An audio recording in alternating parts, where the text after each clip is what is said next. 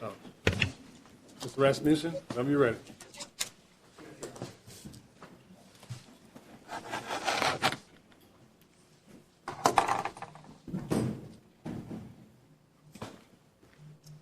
May it please the court, my name is John Rasmussen. I represent the appellant Danny Ray Marks in the appeal before you today.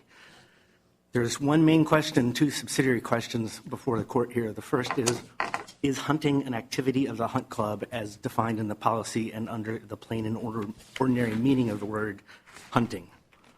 There is an endorsement on the policy at Joint Appendix 160 that says its members are insureds, but only for their liability with respect to your activities, your meaning the Hunt Club.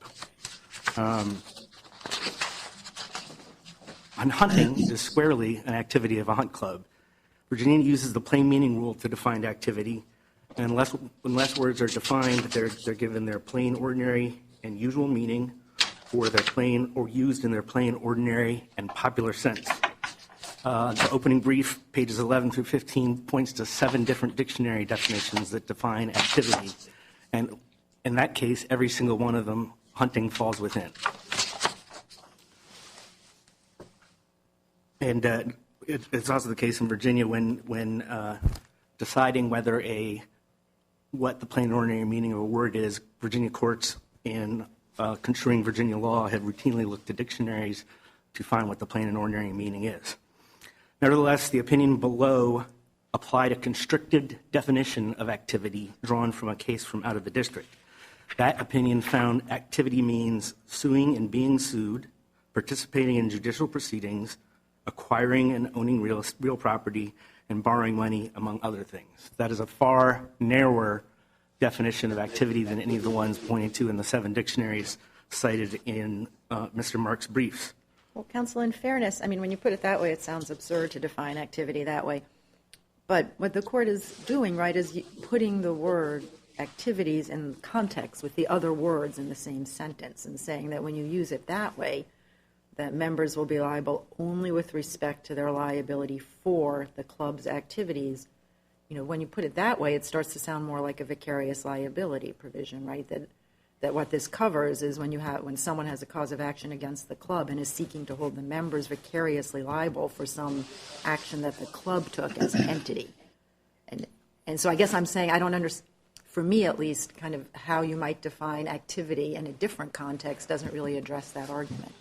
Your Honor, first of all, there's a second prong to the definition that we don't contend applies here. The second prong applies to activities you take on the club's behalf, and that would, in our mind, take care of the vicarious liability aspect of this. No, because that's something you do. Like if I belong to a knitting club and I go door to door and sell raffle tickets on behalf of the knitting club, and, you know, in the course of doing that, I punch somebody. Then I might say I come within that second clause. That was an activity I undertook in my personal capacity, but on behalf of the club. But the first clause, at least as I understand these cases you're talking about in the court below, what they're saying is that the first clause is the club does something wrong, and in suing the club, the plaintiff also tries to hold all the members vicariously liable for letting the club do that. Right. Those Your Honor, seem like two very different claims to me. There is a response to that. The 2 out of district cases that the district court relied on below. One was the Cash case, and that was also a Hunt Club policy, and it was someone that sought coverage for hunting anywhere, anytime that they did, whether it was with a club hunt or not. In that case, the hunt was not a club hunt. He was hunting with another individual who is not a member of the club or a guest of the club, and that distinguishes us from the Cash case, because here this was clearly a club hunt. This was organized by the club on club land. Is that what the complaint, that those allegations are in the complaint, that this hunt was organized by the club? It says he was participating in a hunt on land leased by the club. Right, it was on club premises, but I didn't read the complaint to allege that this activity was organized by the club. Your Honor, that comes out in the facts and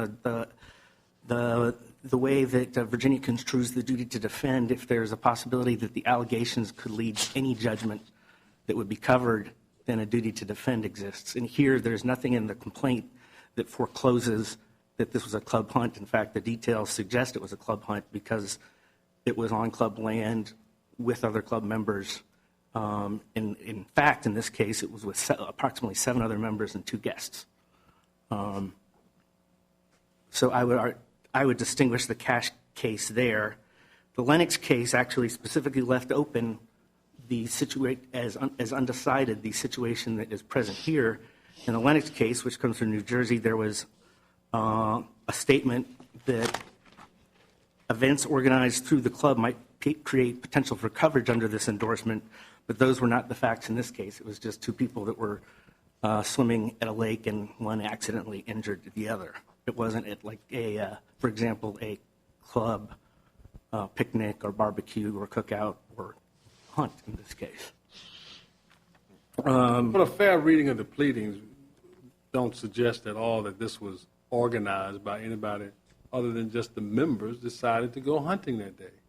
But that is how the club decided to go hunting, is they called each other and decided to go hunting. They went to the club property. No, but then you're making the club and members to be one and the same. They are, and I think that's what the court was trying to say. There's a corporate, although not incorporated, there's a corporate difference and a member difference. But there's nothing in the pleadings that suggests that they were corporately doing anything. They were just members hunting. All right? I mean, that's a fair read of the complaint. I would argue the fact that they were conducting the hunt on land that the club regularly used and that was allegedly leased by the club would make it a club event, Your Honor. Oh, okay, just by being leaseholders of the land they were hunting on would make it a club event? I don't think the complaint forecloses that possibility. It doesn't foreclose it, but you can't read into the complaint every far-flung thing. You're right. If there's a reasonable inference to be made from the facts that it could include or involve liability that's coverage under Virginia law, but not now. Not only are we making an inference, but we're going to then impute other facts not alleged to make it so. Like, for example, this was an organized hunt, which is not pled. Pled that the members were hunting that day. I mean, it's a simple case in terms of facts. I thought that's one thing was undisputed in this case. They were members, and they were guests, and they were enjoying themselves. They were hunting. And the question is there insurance coverage for members when they're hunting? On hunt club property with members, yes. Right. That would fall within activity. All right. Would your answer be the same if there was a cocktail party at the club and Mr. Johnson got in a fight with one of the other members of the club? Would that be an activity of the club? I think a fight would be an exception to that because fighting isn't a club activity. I think if he was liable somehow for getting people sick from food he brought to the picnic or cocktail party, that would fall within the coverage provided by the policy. But you concede that getting in a fight was not any activity of the club or for the benefit of the club. It definitely was not for the benefit of the club, and fighting is not a club activity. That would be kind of extraneous to what the club does. All right, that would be a much tougher case to argue for the duty to defend and the duty to indemnify on. Here, I think all the activity is tied into hunting, which is what a hunt club does, is hunt.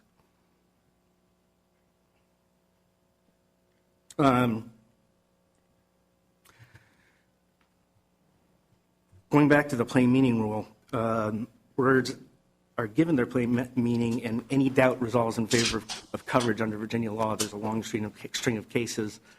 If there's 2 reasonable ways to read a particular policy term, then the way to read it that provides coverage, the duty to defend and the duty to indemnify, is a duty to defend and duty to indemnify arise. And here, the cases, there's 2 from the Supreme Court of Virginia apply a broad duty to defend any judgment that may be covered. Unless it's clear that there's no judgment that may be covered, you owe a duty to defend. That's the Parker case.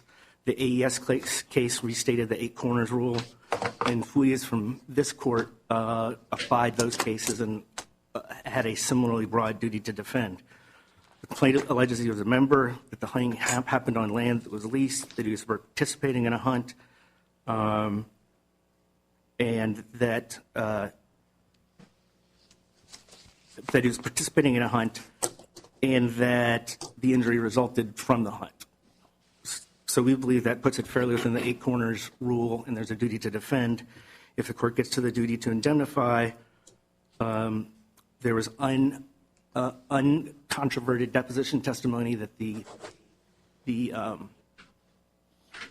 uncontroverted deposition testimony that hunting was a club's main activity. It's what was done. This was an organized club hunt. This particular hunt was organized. There were approximately 7 members and 2 guests. The guests paid to be on the hunt, and had the hunt ended better than it did, they would have followed the club rules to divide the meat up among the members. There are only 12 members of the club, right? I think there are about 20. Or 20? Yeah. It varies. I think the deposition testimony was there were about 20, but there's no real dispute as to that. I just don't remember the exact number. Can I just ask you a question about the litigation in this case? So I understand that Mr. Johnson, who's the person who actually shot Mr. Marks, that he's declared bankruptcy, so there's no recovery against him absent insurance coverage. Is Correct. That right? But there's also a separate action against the club itself. Is that right? That is correct. And what's the status of that litigation? That, the council litigation that is here, I believe that's been stayed pending resolution of the coverage issue. Okay. Is the insurance company paying to defend that action, the action against the club? I mean, I can ask you. I do not know the answer to that. Okay. I know that Mr. Johnson's homeowner's policy paid to defend him against the action up until bankruptcy was declared. Okay. And now he's not personally liable, so I believe he's appeared without counsel in all the depositions in this matter. Okay. Thank you. Unless Your Honors have any further questions now, I'll yield for rebuttal. Thank you, counsel. Thank you. Mr. Mumford.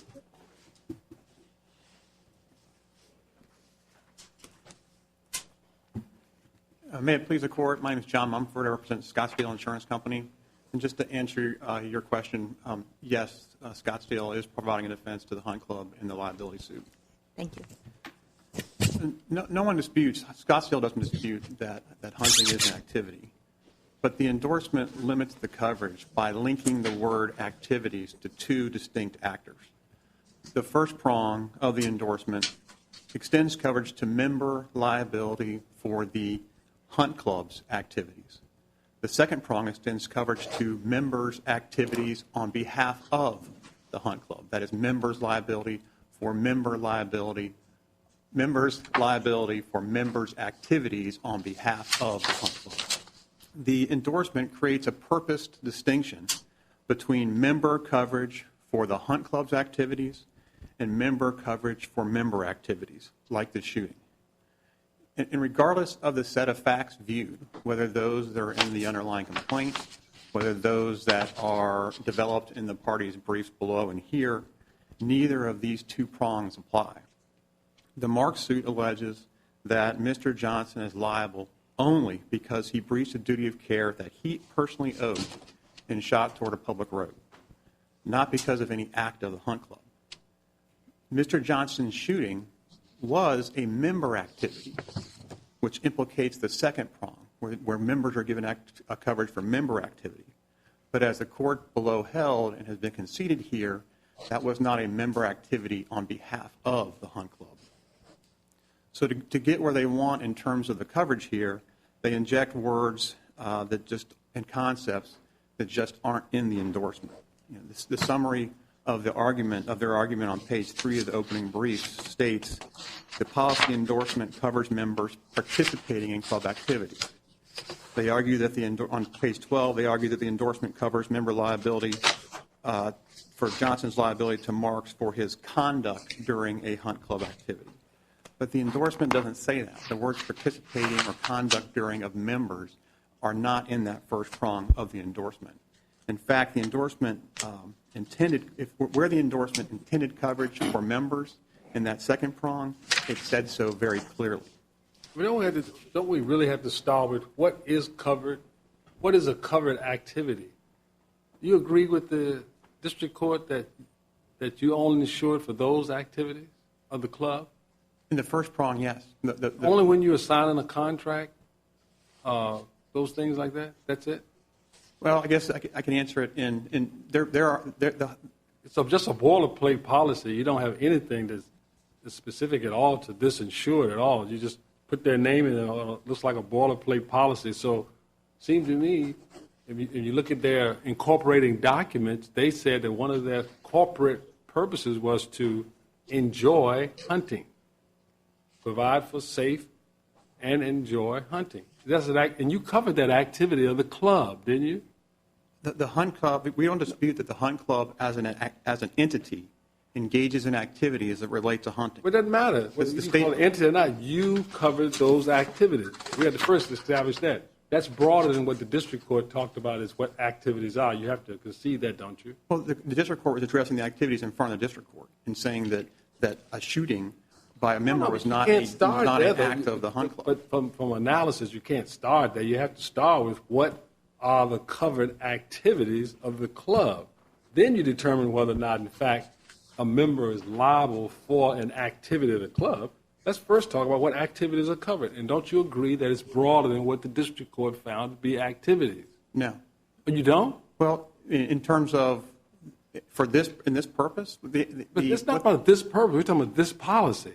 You first talk about the policy. You wrote it. You mean that's how you charge premiums for them. You insured something and you didn't put much in a limitation at all. You just stuck their name in there. So you have to look at their documents. And don't you agree that part of their corporate purpose is to enjoy hunting? But the word hunt club activities in that first prong means the acts of the hunt club as an entity. And we agree that the hunt club does engage. You're not going to address my question. Well, let me see if I. We agree that the hunt club as an entity engages in activities relating to hunting. You're right. Which includes the hunting. hunting. The hunt club does have the stated purpose of facilitating a place for members to hunt together in a safe environment. The hunt club does lease land. The hunt club does own a clubhouse. Right. So every time someone hunts, the members hunt, they are facilitating it. But is that correct? I'm using your own words. Right. If we take what the hunt club does, those activities we just talked about, right, and we apply it to the words the members' liability for the hunt club's activities, Mr. Johnson is not being sued in this suit because of the hunt club activity of leasing land. He's not being sued here for the hunt club's activity of facilitating. He's fulfilling their enjoyment of hunting. That's their stated purpose of existence. You got to take your insureds as you find them. This is an insured that says we live and breathe to hunt. That's our purpose. And the member is fulfilling that, correct? The hunt club doesn't hunt. The hunt club does not hunt. Do you have the language in front of you? Because it doesn't seem like you ever read it. What's that? Did you read the incorporating documents that say what their purpose is? Yes, it says they facilitate places for members to hunt together safely. The hunt club can't pull a trigger. The hunt club didn't shoot anyone here. But if Mr. Johnson, a member, did. That's why it facilitates it. And he is liable. And Mr. What Johnson. Is facilitation? To provide a place for you to do something. And to make sure that it can be done. No, facilitate means provide a place where it can be done. Oh, okay, that's the limitation of facilitation too. So does a dance hall dance? A dance hall facilitates a place for people to dance. The dance hall does not dance. Here, the hunt club facilitates a place for people to hunt. It had leased land. It went out and secured that land. Not for people to hunt, members. For members, sure, for members to hunt. But the hunt club does not pull a trigger. The hunt club did not shoot Mr. Marks. I see I don't want to get into an argument because you're where you are, and that's all you're going to answer, what you decided what your answer is. So the question is, what did they pay their premiums be covered for? What? In terms for this? Yeah, not for this, for anything. What Sure. did you actually? If someone was on the hunt club property and slipped and fell, and there was a premises liability suit, then the person who slipped and fell sued the hunt club and all its membership for vicarious liability for this unincorporated association. The hunt club would be covered. The hunt club is covered and is being defended in this very suit by an attorney appointed by Scottsdale because it's being sued for the things it as an entity does. And, The can I just, things- and if Mr. Marks had sued, no, I'm going to get my people wrong, but if the plaintiff had also sued the members of the club in connection with the claim against the club itself, right, that they didn't have the right safety regulations, they didn't mark the property lines, right, if they had also alleged the members are vicariously liable for that club decision, then the insurance company would also be covering the members, right? Yes, and in fact, that's not even it's not in the record, but because it never has been approved by the court below. But below there was a amended pleading that has been sought leave to amend, has not been granted Okay. yet because of the stay, that does exactly that. Got it, okay. And in fact, that would. So in if that Mr. situation- Johnson is sued on a theory that he is vicariously liable for the club's missteps that led to this accident, then the insurance company would cover him as well. Exactly. And you said exactly, improvingly. Well, who would make that decision? The insurance company. No. Who would make the decision? You said if they did something, who would act for the club? The members? In terms You of. said they were vicarious liability for something that the club did. Who would do it? Well, what the allegation in count 2 is that the Not club. the amended, as Judge Harris asked you a question about if the amended was, and you agreed approvingly that would be coverage. In that scenario, who would be the acting party for the Hunt Club in that? Well, it was it's only, the amendment relates back to count 2 of the existing complaint. The amendment sought to add the members for vicarious Let me try liability. another language and ask the question, because this English is not helping. But I'm asking you, who would be the actor, the actor? The allegation is the Hunt Club was the actor in count 2. And how does it act? How does the Hunt Club act? Through whom does it act? Right, it acts through the members, and they had coverage in the second prong because members are covered in the second prong for their activities on behalf of the Hunt Club, which is the exact dichotomy the endorsement was meant to provide, which is one where the Hunt Club acts as an entity and members are sued for vicarious liability. They're given that coverage in prong 1, and in prong 2, where members are sued for their activities on behalf of the Hunt Club, something they go out and do, then they get coverage. When you're there. unincorporated, what is the difference between the Hunt Club and the members when you're unincorporated? It's an unincorporated association in Virginia can sue and be sued. Yeah, but what is the difference in terms of being of actors? There's no difference, really, right? The members become the actions of an unincorporated body. Well, just like in any corporation. No, that's not true. That's not true. Officers have particular views, and a corporation is a person. You know that on the 14th Amendment for other purposes. But for unincorporated organization, the members act. Their actions become synonymous, don't they? No, they had officers. They had officers. They had officers, They had elected officers, and those elected officers were the ones who they had bylaws. It wasn't just a group. They had those things. And you have to live by what their bylaws said their purpose was. And I'm happy to live with that purpose, to facilitate a place for people to hunt. All right, go ahead. Applying the phrase members' liability for the Hunt Club's activity, Johnson is not being sued in Mark's suit for the Hunt Club's activity of leasing land, of owning a clubhouse, or those things. He's being sued for the personal act of the shot that he took. And Scottsdale and the district court are not alone in their interpretation of how this endorsement applies. And in fact, it's consistent with the district court decisions in the Lennox and Everett Cass cases that have already been discussed, the two cases nationally which consider this exact language of the endorsement in the context of membership club. Both, before getting into the facts of the underlying injury in those cases, both courts analyzed what this language means and what it was supposed to cover, and before getting to the specific facts of the case. And according to the Lennox court, the first prong covers a situation where a member is held vicariously liable for an action by the club. The intended coverage would be invoked when a member is held vicariously liable for some activity undertaken by the club as a corporate entity. Similarly, the court in Everett Cash held that the club activities are not references to those recreational pursuits indulged in by club members. Rather, club activities are those actions taken by the club in its capacity as a nonprofit entity. Can I ask you a question about the Lennox case? Is that the Beach Club case? Yes. So that's the one that sort of leaves open, at least as I read it, this question about if it's not vicariously liable for an action taken by the club as an entity, but it's not quite just kind of a personal frolic. It's someone at the annual beach club picnic. You know, it's an organized club event, and something goes wrong there. What's your position on what I think of as that kind of middle ground? I think the court said that it appeared that one of the parties had appeared to concede a third alternative. So Right. they said that one of the Yeah, parties... I agree. They didn't. I'm not trying to say they were. I'm just wondering. So if there is this third alternative, where are you on that? And they said specifically that club activities in the provision would at most include events organized and run by the club itself, Right. such as the club's annual picnic.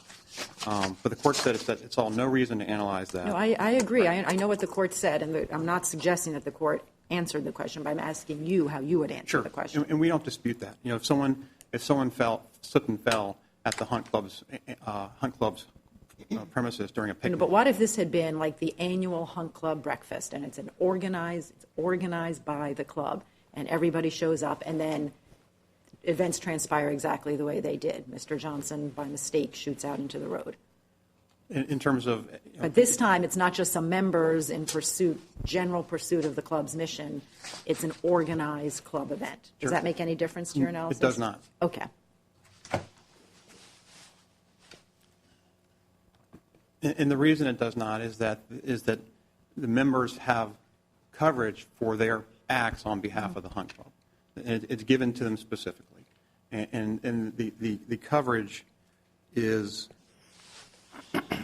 The phrase hunt club's activities means the acts of what the hunt club does and gets sued for as the entity, not their list, not the things, the recreational pursuits of the members themselves. Even if it's, but you would say, I assume also that we don't have to reach that question in this case because this was not an organized hunt club activity. Exactly. This is not the case that the Lennox court kind of theorized. No, but even if it was, it doesn't change the analysis because the members are given coverage for their activities on behalf of the hunt club. They've conceded. They've argued below that prong applied. They've conceded here it doesn't. And unless you all have any questions, that's all I have. Thank you, Your Honors. Thank you.